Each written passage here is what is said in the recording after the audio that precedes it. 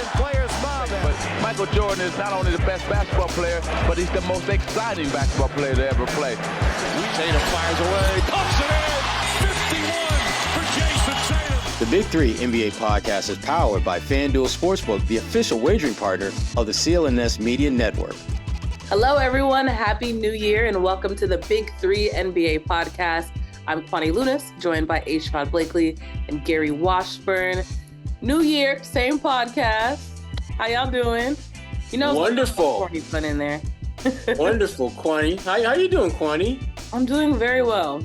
Excited for this new year, new month, new season. So now, do you do the New Year's resolution thing? Not like formally, but me and my best friend and I, we actually wrote a combined notes app entry of different things that we both are aligned with that we want to work on, and we're going to hold each other accountable for this. Yeah. Now, betting line, how long that going to last? I think everything on that we wrote on that list is sustainable. Because the thing is about New Year's resolutions is usually they're unrealistic.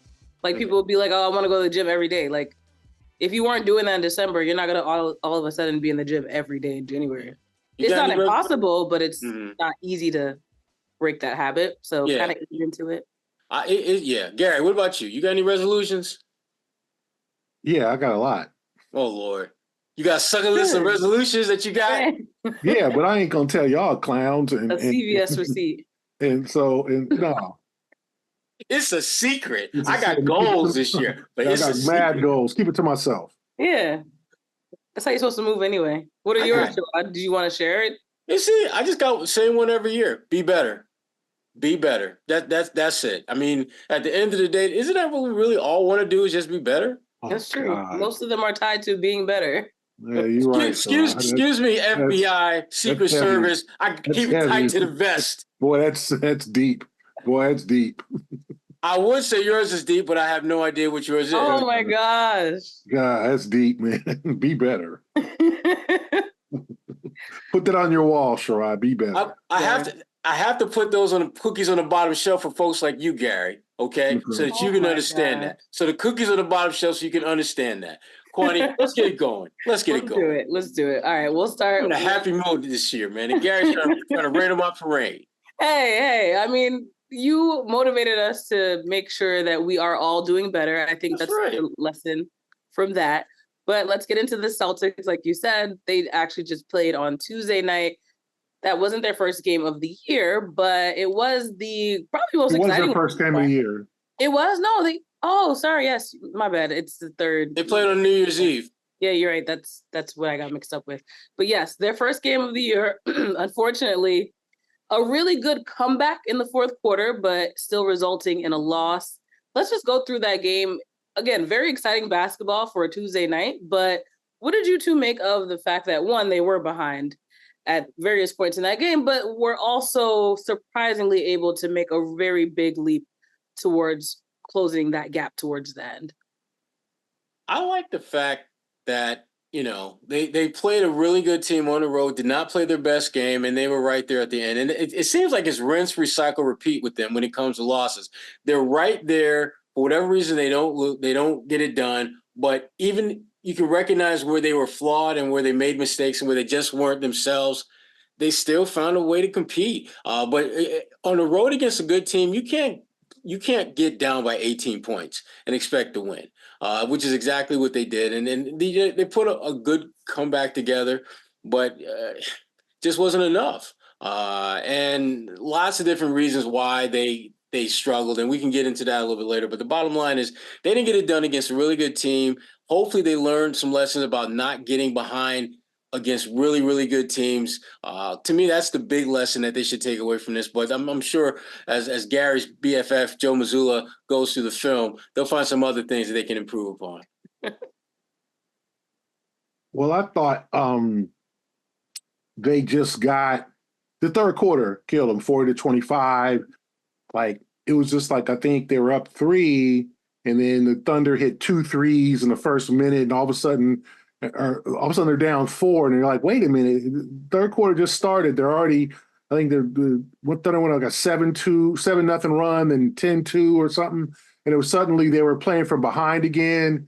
I just thought the Thunder, the guys other than, they didn't guard, say, gilgeous-alexander. He's a tough guy to guard. It was just the other guys, 11 different players scored for the Thunder. I just thought that they all made little plays. Isaiah Joe had 10 points. Wiggins had 2 buckets. This Milic guy hits a 3. Jalen Williams, the other one, hits like a 27-footer at the end of the shot clock. Like, they just started making plays that you're just like, wait a minute. And then suddenly Holmgren hits 2 key threes down the stretch where basically they dared Porzingis to come out and get him, and he didn't make it all the way out there. Then suddenly Holmgren hits 3. So I just thought the Thunder made more plays. The Celtics had that terrible third quarter.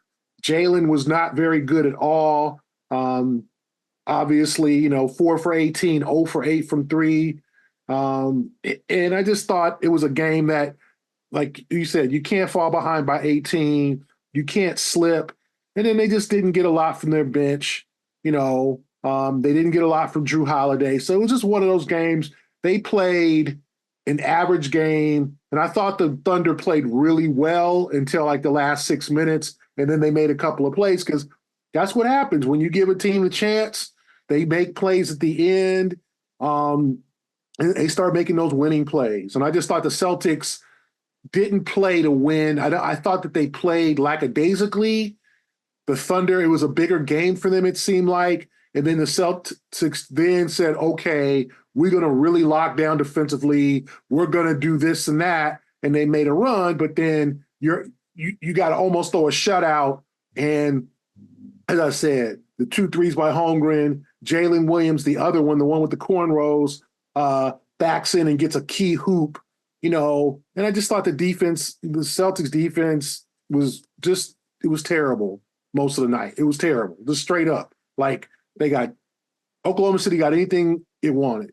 And Shea's a hard guy to guard. He goes left. He has big hands. He cups the ball so he can literally go to the rim with his hand almost out like that and then just lay it in. He's mastered that swooping layup. Like, that's a tough thing to guard. Not a lot of guys in the league have that kind of look. Most guys take it up right in your face. Shea takes it and then whoop, and then just lays it in. But sorry. My bad. Video going off.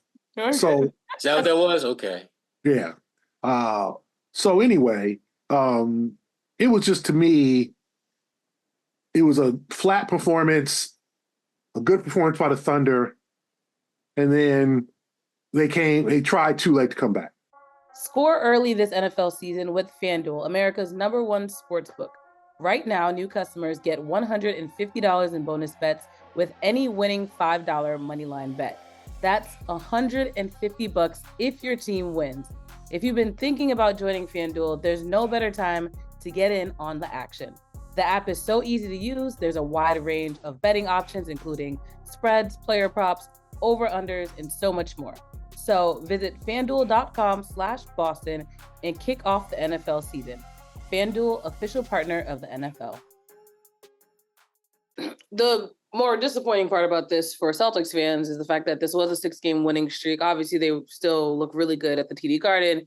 The good was, like you mentioned, Porzingis, 34 points, 10 rebounds, 3 blocks. He honestly held the Celtics down when it came to everything, honestly.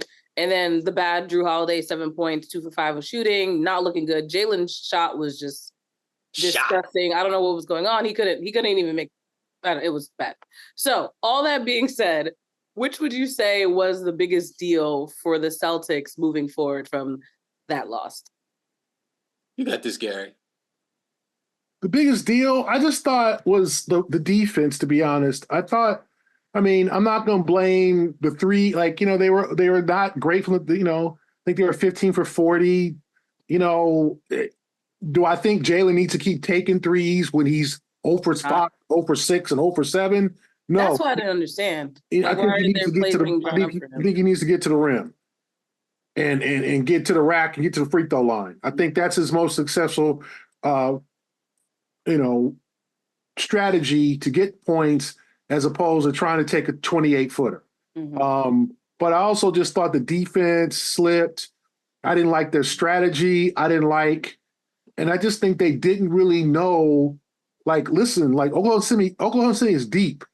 Like, they got a bunch of young guys who can play. Casey Wallace, the rookie from Kentucky, both Jalen Williams, Aaron Wiggins. I know we haven't heard of these guys. You don't hear these guys every day. You don't watch the Thunder on national TV a lot. You only know about Gilgeous-Alexander and Holmgren. But they have a lot of players who can play. And those guys all made plays. And I just thought the Celtics have to come away with this, like, they got to be better prepared and they got to be focused.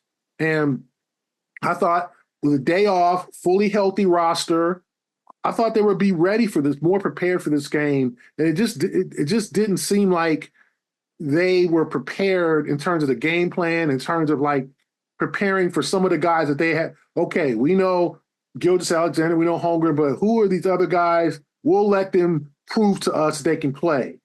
And they did. Like I said, 11 different guys scored. And all of them were key buckets too. I mean, Casey Wallace hits that open corner three. I mentioned the Jalen Williams hit that 27-footer. And you just say, okay, it's their night. Like, that's what you're fighting against. You're fighting against players who play better at home, who are, home crowd, big game. The Celtics are in town, they know it was a big game. And I don't think the Celtics played like it was a big game. And I think they got to change their approach sometimes when facing teams they're not real familiar with, and I felt like they played solid, okay, but they just didn't seem like, we're here to prove we're the number one team in the East. Y'all number two in the West. Okay, we're about to spank you on your home floor and go right back to Boston. They played like we don't know who quite these guys are. And that was disappointing. I'm not saying Missoula didn't have it prepared or Missoula's fault, but somebody didn't read the scouting report on some of these guys. Like, and you can't let Giddey just dribble up and have an open 10-footer. Some of the buckets were just so easy. It's like, these guys are NBA players. You give them an open 8-footer, 10-footer. Like, there was just too many easy shots, I thought. Yeah, I mean, they shot better than 50% for the game. And you start looking down their roster, damn near everyone who saw action made at least one or two big shots. But, Gary, the point that you brought up about just preparedness, I wouldn't say they weren't prepared for the game, but I do believe that they were not prepared to pivot in the game, because there were plenty of times where they could have made a slight tweak or adjustment, and I think it may have had a very different outcome. And you mentioned Jaylen Brown. To me, he was the big takeaway for me from this game, because he was the one guy who clearly did not have the long ball going for himself. You're the best at attacking off the dribble, finishing at the rim, and yet there was no point in the game where you felt that he was really trying to make that happen. And that's disappointing for Jaylen, because, again, he's a very good player. He can do a lot of really good things out there. But his inability to make that slight adjustment, I thought, was a failure on his part, and also a failure on Joe Mazzulla's part. Joe should have made a conscious effort, draw up plays that put Jaylen in position to attack, to be more aggressive, particularly in a half-court set. And it's not like Joe Mazzulla wasn't making adjustments in that game. I thought one of the biggest adjustments he made that gave them a shot at winning was when he decided to let Peyton Pritchard play a little bit longer than he normally does and let Drew Holiday sit on that bench, because Drew wasn't very good. His defense wasn't what it needed to be. He wasn't making shots. And if he's not helping you at either end of the floor, what the hell is he out there playing for? And it came on a night where I thought Peyton Pritchard's presence, not necessarily his production, but his presence was really good. He finished with a +9, which was better than any other Celtic. And normally I don't put a ton of stock in plus-minus ratio, but when you see a team that looks very different when a guy is off the floor than when it's on the floor, which was the case with Peyton, you recognize the value, particularly in that game, of that plus-minus ratio. They don't come back and make that a game if Peyton Pritchard didn't play more minutes, because Drew Holiday, for whatever reasons, whether it was injury, soreness, father time, no one really knows for sure. But the bottom line, he did not have it. And Joe was able to make an adjustment in that regard, but not so much with Jalen. I think Joe has to really start looking at moments where he's got to sit Jalen or Jason for a little bit longer than he normally would. It's not a diss to them. It's not an indictment against them, but you have to, he has to get a better feel for the game and what the game needs. They needed someone out there besides Jalen, or they needed to tweak what they were doing offensively to get him more actively involved and engaged and doing the things that he does best, which is beating his man off the dribble, attacking, driving to the rim, doing those type of things. And I just didn't think that he or Mazzulla did a good enough job of recognizing that and trying to take advantage of that. Yeah. But So as a result, the Celtics still do have the best record in the NBA, but would you say that Oklahoma City stole their thunder as the best team in the NBA? But also, is Gary cringing right now with that? The beautiful part about that is I didn't even write it, but Sherrod knows me so well. Exactly. I was writing for the well speaker. delivered. That is such a Kwani thing to say. It makes Gary cringe. Yeah, he's just reevaluating Exactly. everything. No, I think that they did. I think the Thunder absolutely made it about them and not the Celtics by winning that game. Shai Gilgeous right now, and I've got a piece coming out in BET.com later this week about Shai Gilgeous-Alexander as being the future of the NBA. When you look at his age, you look at his skill set, you look at the fact that he's doing the one thing that all these young bucks who are on the rise want to do, which is win. All that, and he's got room to get better. He's doing it the way you're supposed to. 36 points shot, incredibly efficient from the field against the Celtics. Got rebounds, got steals, got assists, did everything that you want your face of the franchise to do. And this is in the body of a 26-year-old who has plenty of room to get better and grow and all that kind of stuff. And so to me, this was about them. This was their opportunity to show that they're not just this nice little cute, young up and coming young pups in the Midwest doing the damn thing. They're like, nah. We balling. We trying to get a chip. We trying to be one of the last teams standing out west. And yeah, Boston, you nice and everything, but don't think y'all just gonna roll up here and just we gonna bow down. We gonna fight. We come to compete. We're not coming to just compete. We're coming to win. And they did that. They did a really good job of that. And I thought again, Shai Gilgeous-Alexander, he's the real deal. I mean, those of us who've seen him play more than just this one time know how good a player he is. More and more opportunities are going to be on the horizon for that OKC team to show the world how good they are, because they are a very, very good team. yeah, I do think that this was a big game for their franchise. I think that we have all been waiting for this rebuild to kind of come to fruition. And they were a power in the early 2010s with KD, Westbrook, and Harden. Then they were still a power in the up to the mid 2010s. And then KD left, and then Russell was by himself, and then they got Paul George, and then that didn't work out. So then they decided to remember, they went to the playoffs in the bubble with Chris Paul and Danilo Gallinari and Dennis Schroeder and those guys.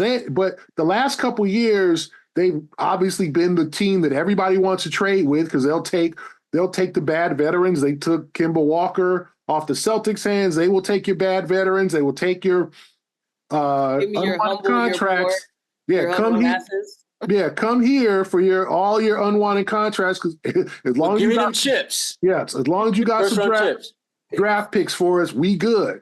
And so now they have been rebuilding for years. I mean, Gilgeous-Alexander came from the Paul George trade. You don't think the LA Clippers wish they had Shai Gilgeous-Alexander now instead of Paul George? And he was kind of nice as a rookie for them. He averaged like 10, 11 points. Yeah, I'm saying that was a big commitment for the Clippers to give up an all-star, perennial all-star for Paul George. You don't think they wish they would have had that guy now? They lucked and gotten Chet Holmgren. Josh Giddey was a high pick. Jalen Williams, a guy from Santa Clara, I think, who was like the 20th. He was in the teens. Lunis Dort, a guy from Arizona State who was a non-draft. Like, they have dug up, Kenrich Williams, a guy who was like out of TCU who was undrafted. Casey Wallace first. Like, they have found guys off the streets down there too, right? Jalen Williams, the other one, played at Arkansas. I remember he played in that team. I think went to the Elite Eight, and he was a rebounder, and he's turned into a 3-point shooter. So with skill development and just having Gilgeous-Alexander and other talented guys, they are for real. Mm-hmm. And they beat the heck out the Clippers at home. When I was in LA, I saw them beat the Clippers at home. You know, they've beaten teams. They whipped the hell out of Denver at Denver last week. Like, this is no joke. It's all coming together. And I think we've all been waiting for this read. Like, what are the Thunder going to do on the floor? Because they got enough draft picks, but are they going to put together a team? Well, this is the team they're putting together. A nothing but homegrown guys or guys that they've gotten when they were young. And the question is, do they need a veteran, or can they run it like this and play with a bunch of just youngsters? Because they don't have any 30-year-olds on this team. They don't have any, they don't have any old heads. This is Gilgeous-Alexander is their old head. He 26, you said. Mm-hmm. He's one of the best players in the league. I don't think anybody argue that. If you saw him last night, and we saw him, I saw him last year in Oklahoma City, and then when they came to the Garden, like, he damn near unstoppable. So the Thunder, this was a big game for them. And I think it was a bigger game for them, for their franchise. It was kind of a coming out party. 2024, we're a contender in the West. Don't stop talking about the Lakers and the Clippers and the Suns and the Warriors. Y'all need to talk about the Thunder. I think that's what they were telling people. But here comes the pressure now. They're not going to sneak up on anybody, because I think they snuck up on a lot of people so far this year, just as Minnesota has. Now, the second half of the season, people are going to be like, okay, we're going to have to get our sleep. We're not going to be out in the streets before we play Oklahoma City. We're going to be prepared for these guys. So the question is, will they take it to the next level and deal with that pressure and that expectation? Because now no one's going to be looking past the Thunder. Can the Thunder stand the rain? Anyway, I've been waiting for you to. Oh, gosh. I You created a monster, Gary. You had to go New Edition. Stop it. Love New Edition. Pick and roll. Who is the more legit MVP candidate right now, SGA or Tatum? Oh, that's Shea. I don't even think it's that close. It's Shea Gilgeous-Alexander. He's that good. His team is playing great. They've been able to knock off all the top tier teams pretty much in the NBA East and West, and he has consistently been the best player on the floor. That sounds like a top 5 MVP candidate. Tatum has been really good, but the thing is, Gilgeous has this thing called momentum right now. He's a guy that not a lot of people know about, and yet every chance you get to see him play on a relatively big regular season stage, he shows up and stands out. And that's the kind of stuff that, again, that is going to continue to elevate his stock, elevate his status. But kind of, touching on the point that Gary made, it's also going to raise the level of expectations. When he goes and plays against, Boston when they come here and other teams that are in that top tier, he got to drop 30 and some change. And he's been dropping 30 and some change all season long per game. He's been that good. So he has created a level of expectations for himself and his franchise that's extremely high and extremely unusual for a team that is led by someone who's so young and who overall is as youthful as they are. So, he's the guy, man. If you're talking about the top 5 candidates for league MVP, I don't know how you can keep Shea Gilgeous-Alexander out of that discussion. Yeah, I think Shea's got it right now. One of the top candidates, along with, Embiid and our friend Tyrese Halliburton in Indiana. Tatum's having a solid season, and he had 30, 13, and 8 last night, but it wasn't good enough. And he played good defense against Alexander in the fourth quarter, and I think that says a lot that he asked to defend him in the fourth quarter, and Alexander only had 2 points. However, it just wasn't good enough. You didn't lead your team to a win. We need to see more of those SGA type of performances out of Tatum, where he's unstoppable.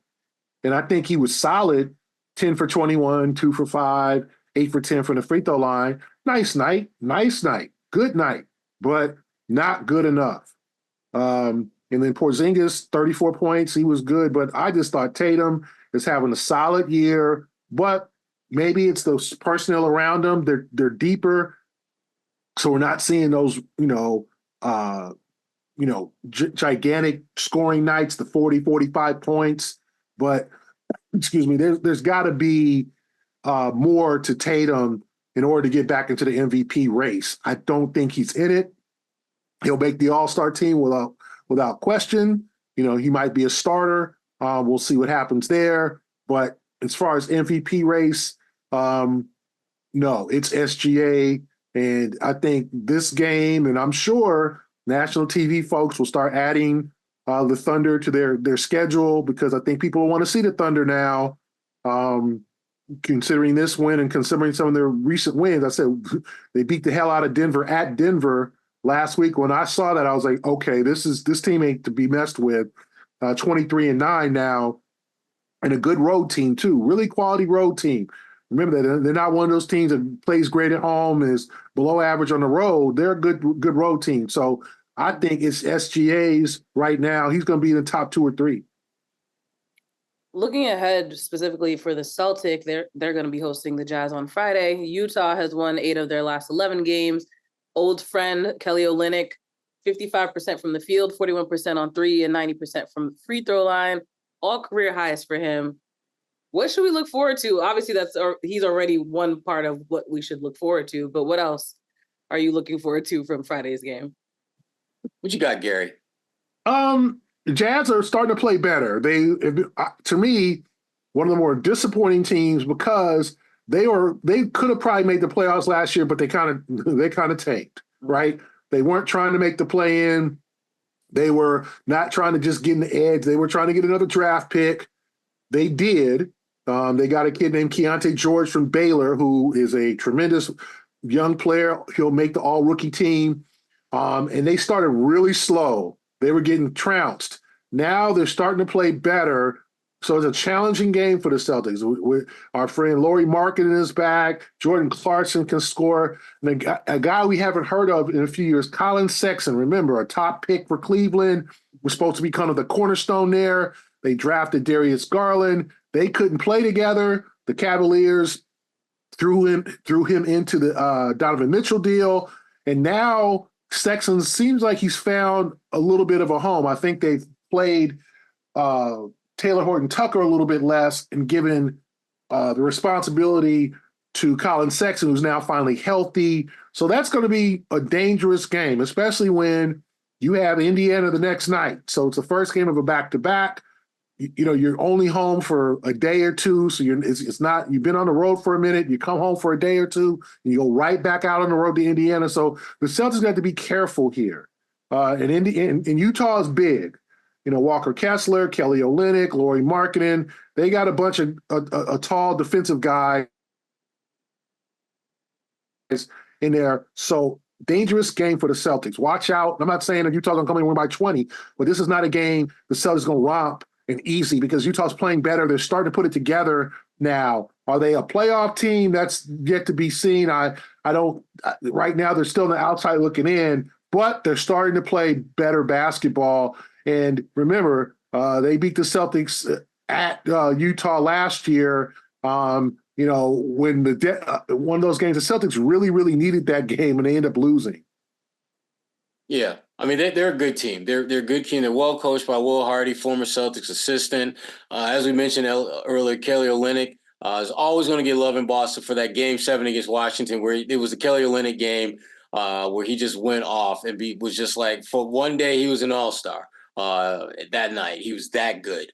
But this is a good time for them to play a team like Utah, because Utah presents a unique challenge when you look at the double bigs that they go. That's very different than most teams that play double bigs. Most teams that play double bigs, you usually got at least one who's more of a low post banger type, and maybe one who's more of a stretch. They've got not just 2 stretch bigs, but arguably 2 of the greatest 3-point shooting 7-footers in NBA history. When you look at Markkanen, you look at Kelly Olynyk, as far as what they've done throughout their careers. So it's a different kind of challenge for them. And one of the things that we know Joe Mazzulla is very consistent with is resting, Porzingis and or Al when they've got back-to-backs. How are you going to do that? Do you play them both against Utah, or do you play one of them against Utah and then the other one against, Indiana? How are they going to handle that dynamic?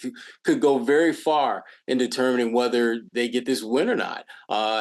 Utah, as you, Gary, mentioned, they're playing a lot better, and they are a team that makes me a little nervous if you're the Celtics, because no one will be shocked based upon the way they've played and based upon, frankly, the potential matchups that we're going to be talking about. We'll be surprised if Utah comes in here and steals a win. That double big lineup with Markkanen and Olynyk, they should be nervous about that because they don't really have clear, definitive guys to match up with them if they decide to go with their load management program involving Porzingis and Al Horford.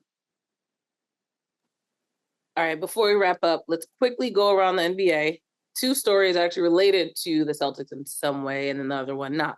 First, we're going to start with Gordon Hayward. He was on Paul George's podcast, and he mentioned that the failure of the 18-19 Celtics was basically that everyone was good on that team, but there were too many different agendas, and he said that it didn't seem as though the priority was to win. And another gem from that interview as well was he actually was going to sign with Miami, but his history of Brad Stevens is the reason why he decided to go to Boston. But what do you guys think about that fact that his opinion that the Celtics team in 2018 had too much of an agenda in different areas? It makes sense. And watching them play, it's very consistent with teams that have questions for us too. A super amount of talent, don't get it done. You want to know why? What happened? How did this not work? And that makes a lot of sense. And it's something that a lot of us suspected, particularly that last game at Milwaukee in the playoffs. Yeah. I have said this time and time again, I've never seen Kyrie Irving play worse basketball in my life. Ever. He did things that I did not think on his absolute worst day he could possibly do. The number of layups, open shots. I mean, if you didn't know that he was a max player and didn't need a damn dime, you'd think that maybe he was tanking this to get paid. That just wasn't the case. He was just completely checked out, and you could just watch the body language of guys. That team, went into that series thinking that basically we're good. We just got out of the first round. We showed that we're not going to be a first round one and done. We're done. And Gordon, I think he talked about that, but it was such a unusual situation for them because you've got Gordon, who's a very good player when he came to Boston, had that incredibly horrific injury, and then he's back into the deck at a time when you've got young guys like Tatum and Brown who showed they could get to the conference finals at a very early. You don't see teams that young make that type of progress as quickly. And so now it's like Brad's got to work Gordon back into the mix, but you got these young bucks behind him who technically, based upon their ability and where they're at now, should be playing more than Gordon. And so trying to figure out how to keep all those different agendas going was hard. I love when Gordon talked about how they would have team meetings and everyone would say the right thing and talk about sacrifice, but not me. Y'all need to sacrifice, but I don't really need to. I shouldn't really have to sacrifice my game. And when you got 4 or 5 guys who feel that way, you got a problem. You're going to fall well short of what you're hoping to do. And that's exactly how we all remember that team. Tremendous potential, but they just did not do the things that great teams are supposed to do. And thus they become just another footnote of what it could have, should have been.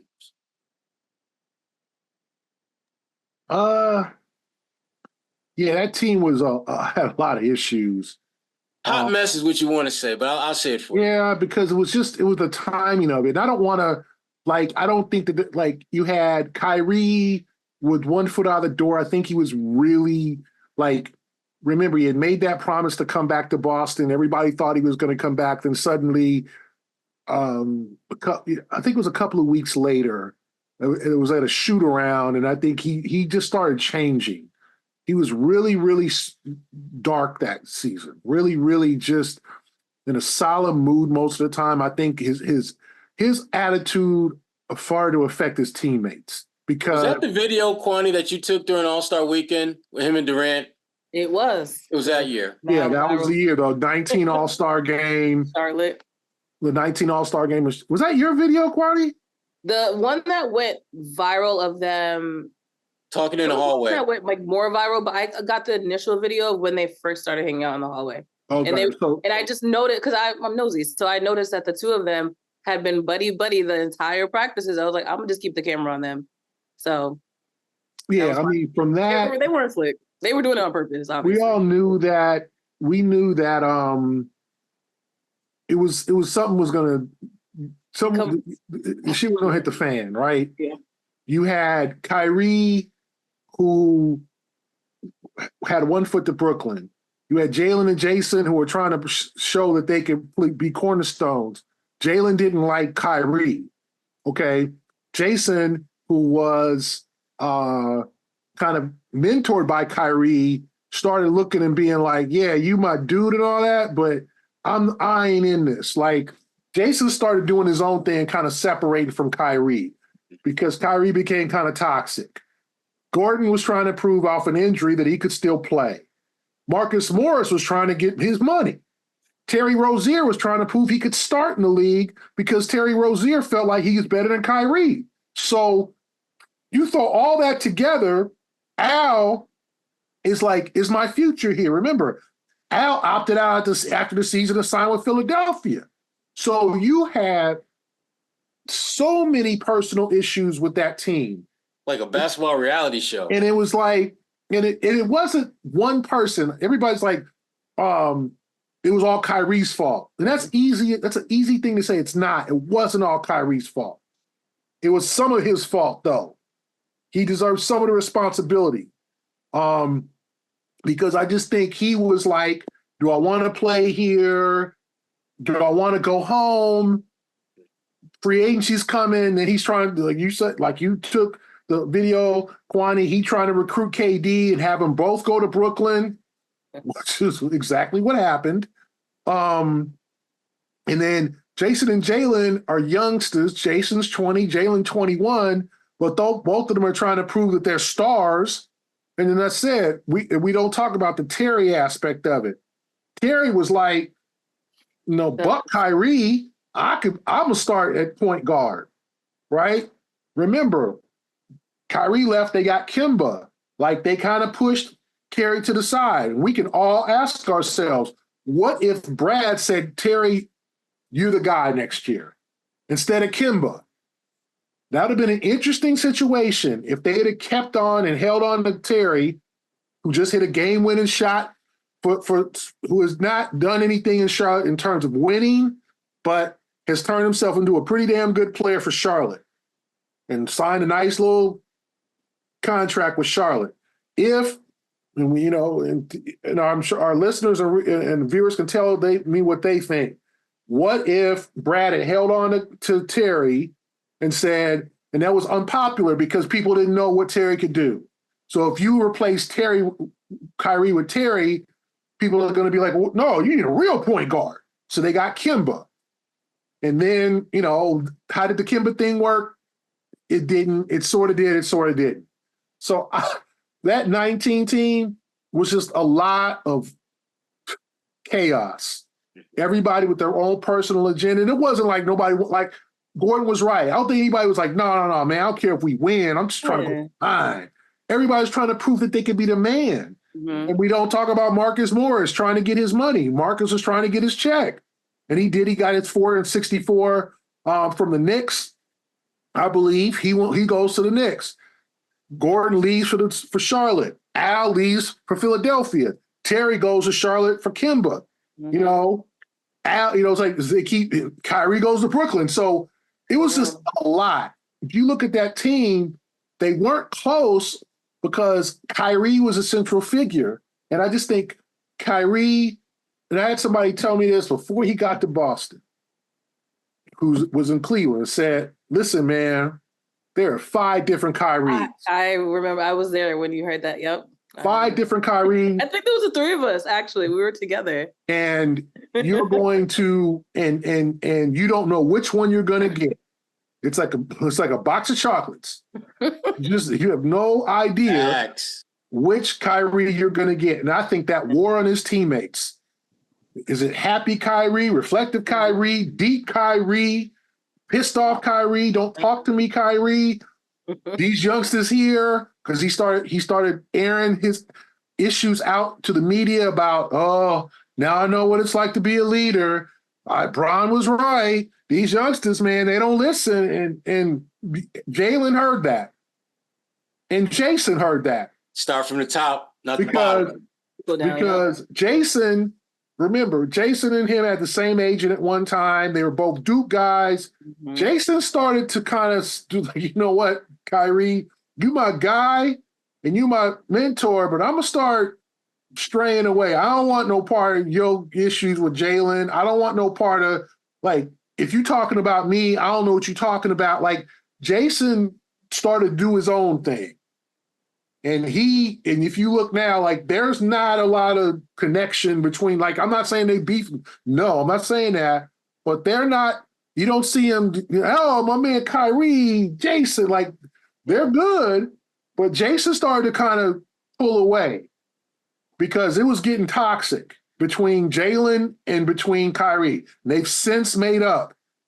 And Jalen had Kyrie's back with the situation with the anti-Semitic stuff and some of the things he posted. Jalen had his back as a member of the Players Association. But in 19, almost 5 years ago, it was not nice. And I know they all follow each other on Instagram. I just confirmed. So that, can't be that much bad blood. Exactly.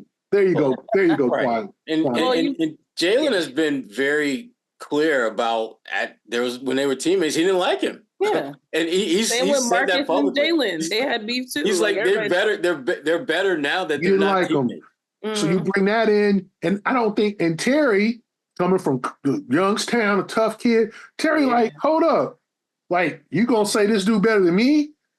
Like, You see what I did to Bledsoe? Did y'all see what I did to Bledsoe? Terry's like, wait a minute, I helped us get to the Eastern Conference Finals when that fool was hurt, and now you just gonna give him the ring? And he ain't going to listen to me. And then, in West End, we can ask this question. If Brad had went to Terry and said, Terry, the team is yours in 2019-20, what if Brad had gone to Terry and said, you're our guy now. Kyrie gone. You're our point guard. How would that have worked? Would they have gotten farther? Would they have gotten to the finals or won the finals in the bubble with Terry as their point guard instead of Kemba? We'll never know. We'll never know. I'm sure Terry will tell you if we talk to Terry. Oh, we'd have got a chip. Yeah, we got a chip. No doubt. Because Terry was, we all know that Terry was ready. Oh. Now, you could say that he's not winning in Charlotte, but Charlotte's a mess. But nobody's winning in Charlotte. But Terry turned himself into a good shooter. Terry turned himself into a two guard because he had to move the two because they got LaMelo Ball. But you could say that they should have listened to Terry when he was telling them that I could be a better fit than Kyrie. But we'll never know. Everybody bounced. Gordon bounced. Yeah. Al bounced. It was, it was like somebody turned the lights on in the club. Yeah. It was Boys to Men, like, how do I say goodbye? Yeah. Like the end of Cooley High. Well, this queued up the next part of our final three topics perfectly because Kyrie Irving was in the news again. So the Salt Lake Tribune, they wrote a little piece about this I don't know if we would call it an incident, but basically there were a few rabbis that went to a game. It sounds like a beginning of a joke, but it's not a joke. 3 rabbis went to a game. They had signs that said because it's like a priest walks into a bar. That sounds like a joke. They say a priest walks into a bar. What are you making this up? Kwani, quit clowning. You've never heard that before? Be serious. It's a joke. Three rabbis went to an NBA game. One of them, Kwani. You know that sounded like a joke. Come on now. He does. I'm just saying. Finish the joke. So you got 3 rabbis and a friend. Go ahead. There's no punch. The punchline is that, all right, so Kyrie, the sign they wrote said, I am a Jew and I'm proud. They had the Star of David in it. They brought it to the game. They read all the rules and regulations for the Delta Center, and they determined that they weren't breaking any code of conduct policies as a result. Kyrie ends up seeing the sign during the game and reportedly according to one of the rabbis, KYRIE came by, he saw the sign and he said, "Nice, I'm a Jew too," and also showed the Star of David tattoo that KYRIE showed, the tattoo that he has, the Star of David. Guy says, "Nice, Happy New Year, buddy." Apparently, so this is where it gets a little messy. They're claiming that the rabbi is claiming that someone told him that KYRIE complained about the sign. KYRIE and his PR is saying that they did not. The Utah Jazz is basically buckling down on the fact that this was just arena policy. It's honestly very messy for no reason, but also in light of what's going on in Israel right now too, in Gaza, they specifically said that they didn't write anything about Israel because they didn't want it to be political. They were just trying to make a point to KYRIE that they were proud of being Jewish, which we both know, all three of us know, he also thinks he's Jewish as well. So I'm not being like condescending with the way I say it. He is claiming to be Jewish. So that's just the drama that is the NBA, but unfortunately revolves around KYRIE as well. Well, it's confusing, and it goes back to, the fact that there are lots of layers to who KYRIE is, and sometimes you see all 5 or 25 of those layers at one time. No one would be surprised if he had a conversation with the rabbis and said, "Hey, I'm a Jew too," and then 2 minutes later is trying to, telling them security they need to go or they need to get rid of the signs. That's that. Whether that's true or not, KYRIE has created a list of receipts where people can look at that situation and draw that conclusion based upon how he has handled situations in the past.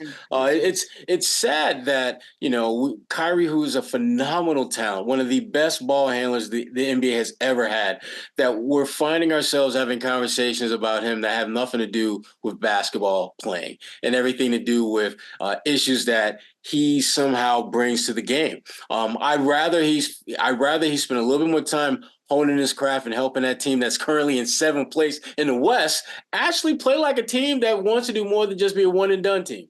And at some point you got to look at a guy like Luka, who's going to be like, dude, y'all need to get rid of this dude. He's not, we're 7th. With me, by myself, we're 7th. With him, we're still 7th. And 7th with all the other stuff that comes with being Kyrie Irving. So, yeah. I wish that we could talk more about how amazing a basketball player he is, because he really is, but he leaves us no choice for these type of situations. Yeah. I don't know all the details of it. I know he's just coming back from an injury, the heel injury that I think he missed 15 games, 10 or 15 games. I think he's trying to be a better off the floor in terms of not being as distracting as he was in Brooklyn. And we'll see how long that goes. There's, who knows?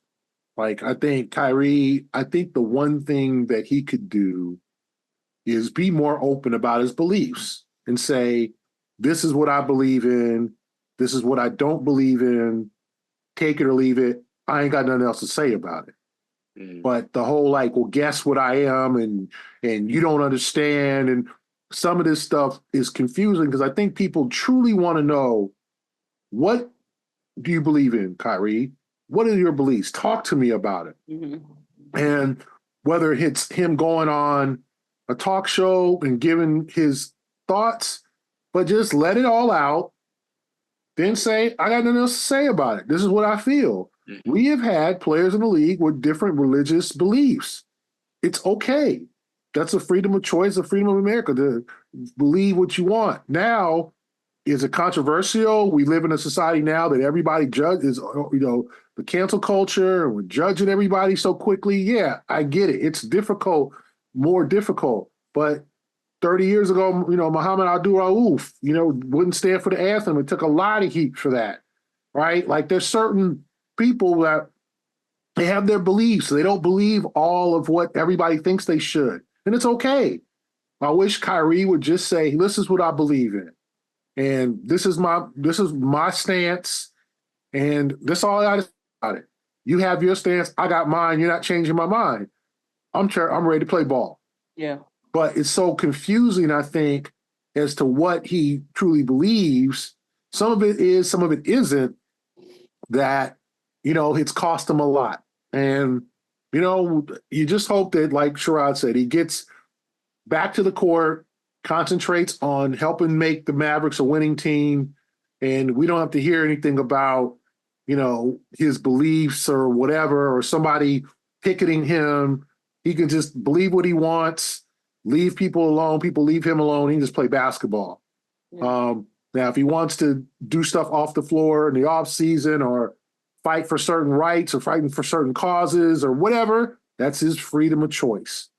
But just right now, ball, don't be a distraction. And if you want people to understand you, make yourself more understood. I like that. True. All right, finally, Ja Morant gave Wemby a poster, put him on a poster, whatever you want to call it. It's like, whatever. Because Wemby's tall, so he didn't like necessarily jump over him, but he like jumped through him. But yes. Wemby went for the block. Right. He got crammed on. Yeah, He got it's still poster worthy. It is. And the thing about Ja Morant, and it's still early in his return to form and all that stuff, but I got to give him props. He's letting his basketball do all the talking. And it's looking good, man. They were like 6-19 without him. They're like 5-3 since he came back. So they literally have almost as many wins since he's gotten back in like a week and a half than they had in like, damn near, a couple months. So he's doing the thing. He's playing really well. And when you're that tall like Wemby is, I mean, it's just like when Taco was here. Everybody trying to dunk on you. Everyone is trying to put you on a poster because they know putting a 7. What? You Gary. The only thing Wemby and Taco got in common is they both tall. That's what you like comparing. That's right. That's my point. Cookies on the bottom shelf for Gary Washburn. You think Wemby's calling Taco, give me some advice about being in the NBA and being. No, I don't think so. No. Hell no. Nah. Taco didn't have 5% of Wemby's game, and I like Taco. Don't do that to Wemby. When you're that tall, Taco playing in China. Is he still in China or no? No, he's still apparently in China. That's the point. People are like Taco, people like Wemby. You're trying to put those guys on posters, Gary. Cookies on the bottom shelf, I'll give it to you that way. Obviously, I can't put him on the mid shelf because you're just like, I can't reach it. I can't reach. Gary's point is it's probably easier to put Taco on a poster than it should be for Wemby and Taco. Yes. I don't think so. A lot of people try to put Taco on a poster and fail. A lot of people. Oh, boy. When you that tall, y'all kill me. When you that tall, you can't see people shorter than you. No, well, not only that, but Taco, think about it. What is the one thing that Taco does that supersedes everything else? Defends. Wemby does everything. Wemby does every damn thing. So defense isn't exactly the one thing he does exceptionally well. For Taco, it is. All I'm saying is Ja did the damn thing. He dunked on him. And you know, Gary, and you know, Kwani, when you dunk on somebody and you got a crowd around, and you're pointing at them, it ain't just like laying it up. Yeah, it ain't just like finger rolling like you George Gervin. No, and it was a 2-hand dunk. It was clean on the rim, held on to the rim. It was a nice dunk. Yes. Thank you, Gary. If you haven't seen it, go watch it. That's a great way to end on a high note. That's all. Happy 2024, Kwani. It's 2024. This is what we got. This is the what we year do. of doing better, according to Sherrod. You know what? I'm sorry. I got some code for y'all. That's deep, man. That's deep, man. That's deep. World renowned. I didn't put my wishes in like government secret service. You didn't give no resolution. You just said be better. How was that different from me? And you said I got something, but I'm not telling. No, I ain't gonna tell anybody. Because he don't want to tell people his business. When I get it done, I'll be like, that was my resolution. When you do it. Oh, when you get it done. I don't like talking about stuff I ain't done. I'm with you on that one. Potential is what potential means you ain't done it yet. A poet once said, "Real G's move in silence like lasagna." Real G's, like me, G. The great philosopher Lil Wayne. Yes, real G's. What's wrong with Sherrod? What's wrong with this people? It's all jokes. Sherrod knows plenty of young journalists with potential. So do you. Yeah, so I'm just saying. Some of that stuff means you ain't done it yet. But you will maybe. So when you do it, you talk about it. Let the Don't world tell know. us, show us. All right, preach. Well, for our listeners, viewers, we appreciate you guys all. Happy New Year. And if you haven't already, I imagine you have at this point. But if you haven't, subscribe, whether it's on YouTube, whether it's on your favorite podcasting app. Share an episode with a friend, a family member, an enemy. It doesn't matter. Just share the love with everyone this 2024 year. And as we said, make sure you're doing better. Celtics, they will be doing better as well. So until next week, we thank you for listening to the Big 3 NBA podcast. Have a great week. And Do better. Maybe Gary Thompson will cut out a witness protection program. Do better. Do better, people. Be better. Witness protection. It works. Be better.